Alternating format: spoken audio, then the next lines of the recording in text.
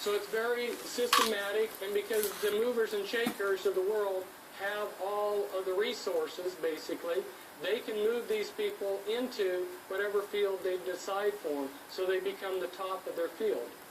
Now, their front personalities are very legitimate, sincere people. They don't know about the Dr. Jekyll, Mr. Hyde effect. J'ai croisé des gendarmes dans des moments particulièrement difficiles aussi, et j'ai eu d'excellentes surprises. Donc je ne peux pas non plus parler. Tout n'est pas non, il y a en fait beaucoup d'espoir, parce qu'à l'heure actuelle, où tous les postes clés ne sont pas encore tenus par des MK Ultra, je vais revenir un peu là-dessus, toute la petite élite sociétale n'est pas encore tenue par ces malades mentaux. Il y a encore des êtres humains dans le camp des forces de l'ordre et des forces armées, mais il faut mettre toute notre énergie en leur direction. Vraiment, toute notre énergie doit aller dans leur direction. Parce que eux, il faut qu'il y ait une scission qui se crée au sein de leur force, comme je disais tout à l'heure, et qui viennent dans le camp du peuple souverain qui doit se libérer de ce conflit. À l'heure actuelle, c'est la reproduction de la pédocriminalité. Je parle de la morsure du vampire, en fait. Salam alaikum wa rahmatullah wa barakatuh. Bonjour à toutes et à tous mes amis. Alors, on va commencer par l'ordre du jour. Nous sommes le 5e jour de l'année 2019. Il est 13h08. Hop là. Bonjour à toutes et à tous. Salam alaikum wa rahmatullah.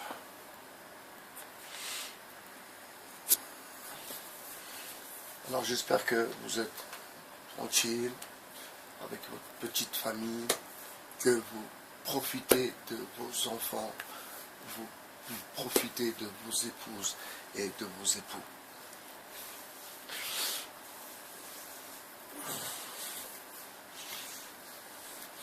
Alors je sais que mes dernières vidéos vont faire un peu jaser, ce qui est tout à fait normal, car nous sommes dans la communication, nous sommes aussi sur les réseaux sociaux pour jacter.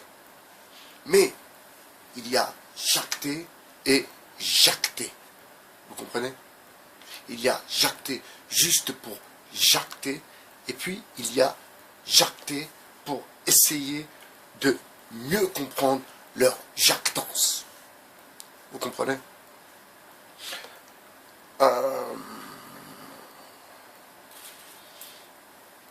Un petit retour en arrière sur MK Ultra. Alors, vous voyez la vidéo que j'ai faite sur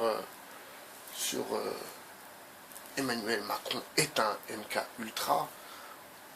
J'ai eu un commentaire d'ailleurs, je remercie cette personne pour son commentaire. Vous voyez, au bout de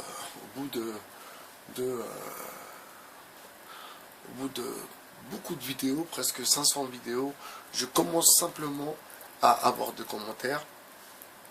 Et pour ouvrir le débat, je le répète encore une fois, pour ouvrir le débat, n'ayez pas peur, vous pouvez faire des commentaires sur les vidéos.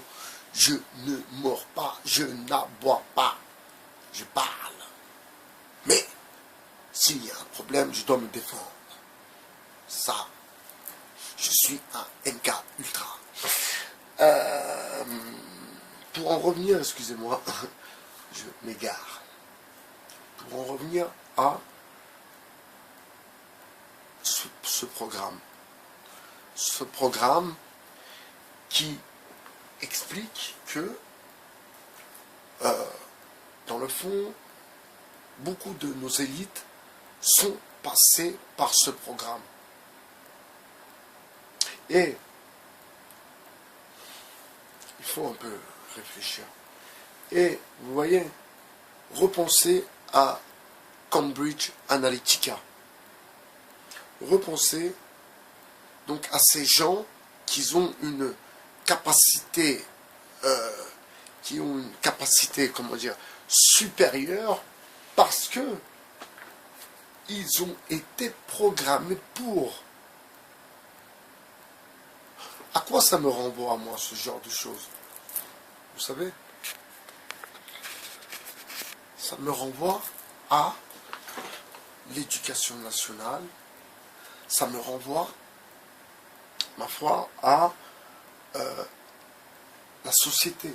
Ce que un système, une élite, un pouvoir peut vouloir faire de vous. Vous comprenez? C'est-à-dire que malgré vous, vous pouvez être pris dans une matrix. Malgré vous. On en revient à quoi?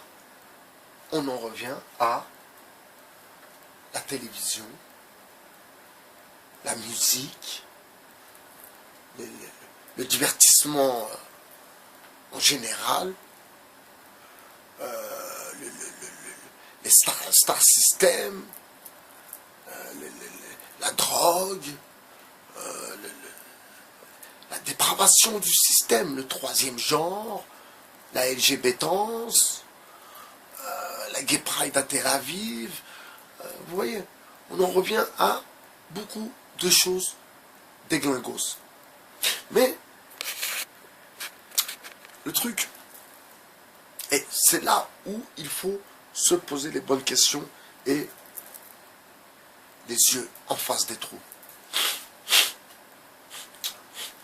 Je suis enrhumé, hein, c'est pour ça que je fais les yeux en face des trous.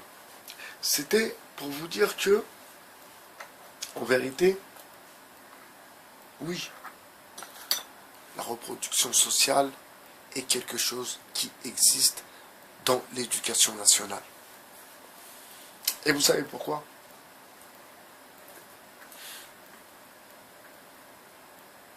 Parce que on a besoin de tant de personnes dans tel domaine. On a besoin de tant de personnes dans tel domaine. On a besoin de. Et on choisit. Alors, vous allez me dire, est-ce que c'est l'intelligence ou la provenance? Là aussi, là est la question. Mais la réponse, je vais vous la donner clairement pour vous, surtout parents. Je vais vous la donner clairement.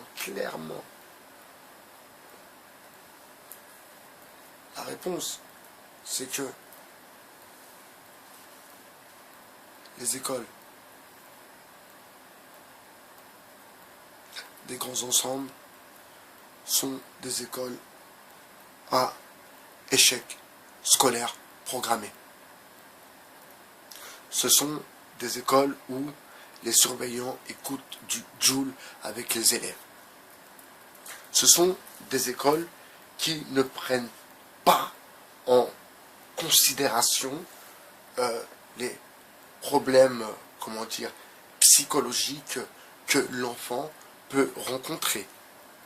Si le surveillant écoute du Joule avec l'élève, je ne vois pas comment il pourrait avoir une intrusion pour réparer quelque part une effraction.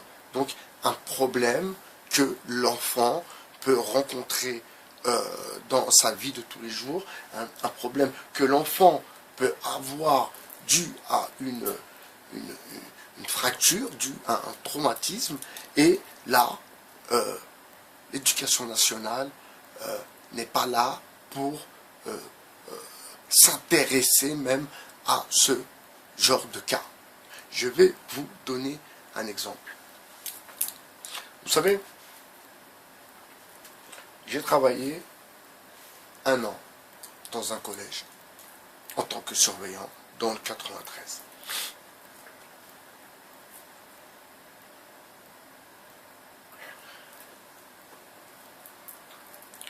J'ai été surpris, en même temps déçu, en même temps, il y aurait trop de qualificatifs pour dénigrer ce que j'ai pu rencontrer. À part, c'est vrai, une directrice que je salue, une CPE que je salue, et deux profs peut-être qui étaient dans le fond des gens vraiment qui étaient investis d'une mission. Je le ressentais avec eux. Mais en large partie, en long comme en large, bah, j'ai eu des gens fragiles.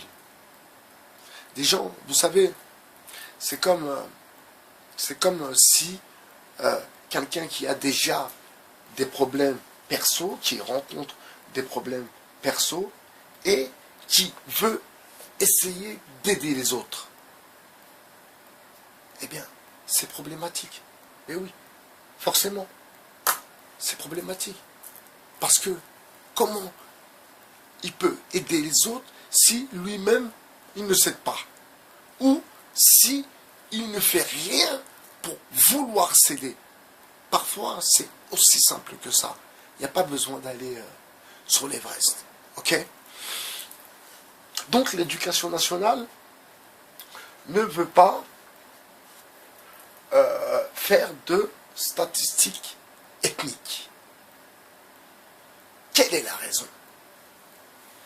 À votre avis, quelle est la raison sur le refus de l'éducation nationale à faire des statistiques ethniques? À votre avis, quelle est la raison? Je vous laisse 5 secondes.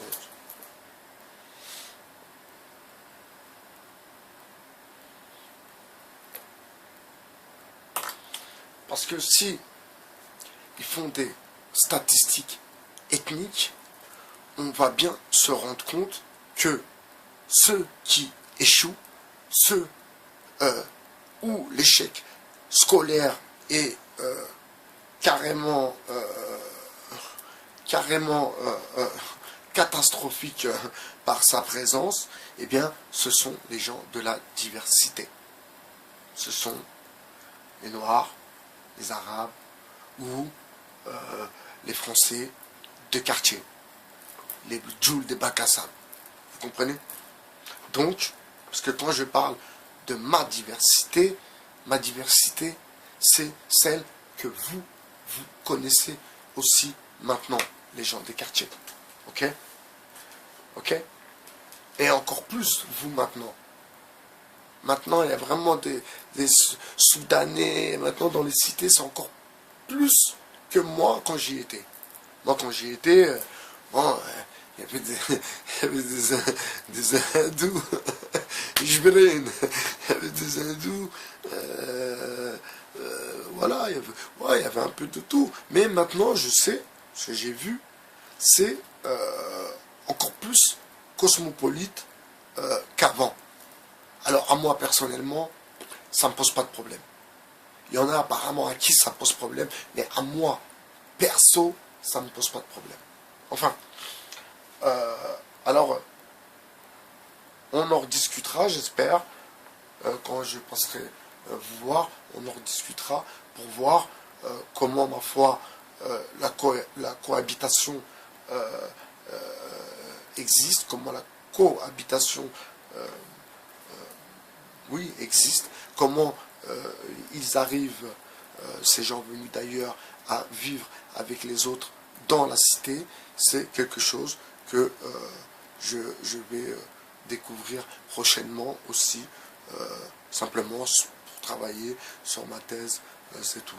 Donc, voilà. Il y a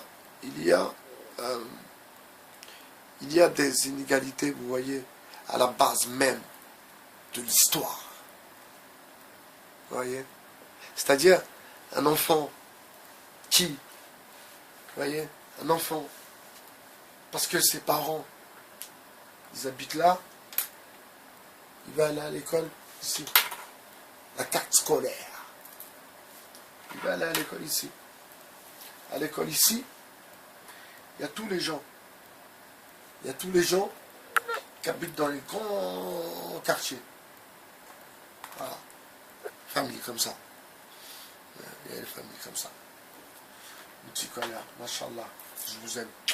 Opa, repose en paix. Et tous ces gens qui habitent ensemble dans les grands ensembles, eh bien, parmi ces gens, il y a des étrangers, il y a des gens, alors là, je parle des années 70-80, pour que vous essayez de suivre un peu la trame.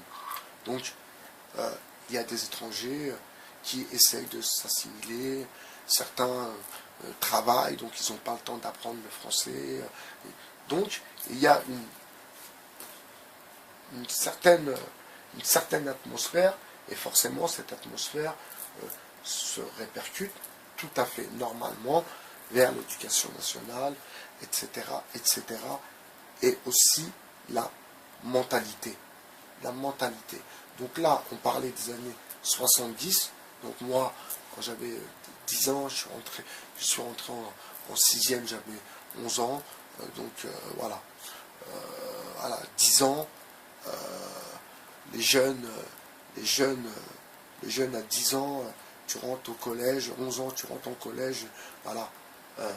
Voilà, la carte scolaire va décider un peu du sort de vos enfants, de nos enfants. Vous savez, à Montreuil, j'ai remarqué une chose. À Montreuil, il y a, comme j'ai bossé là-bas, il y a, quand je prenais le métro pour rentrer, je voyais beaucoup des enfants, des blancs, des petits, des collégiens, des blancs. Et en fait, ils prenaient le métro, et en fait, j'ai compris le délire. En fait, ces enfants-là, ils vont à l'école sur Paris, mes amis. Mais ils habitent à Montreuil.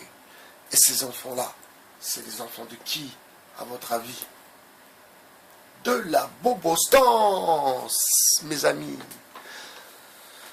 Ce sont les enfants de la bobostance. C'est pas Absatou, Mamadou, Abdelwakil, Yassine, Anissa. Non, non, non, non, non, non, non. Non, non, c'est Christophe, Bernard, Henri, voilà quoi, c'est les petits manuels, quoi, vous voyez le genre.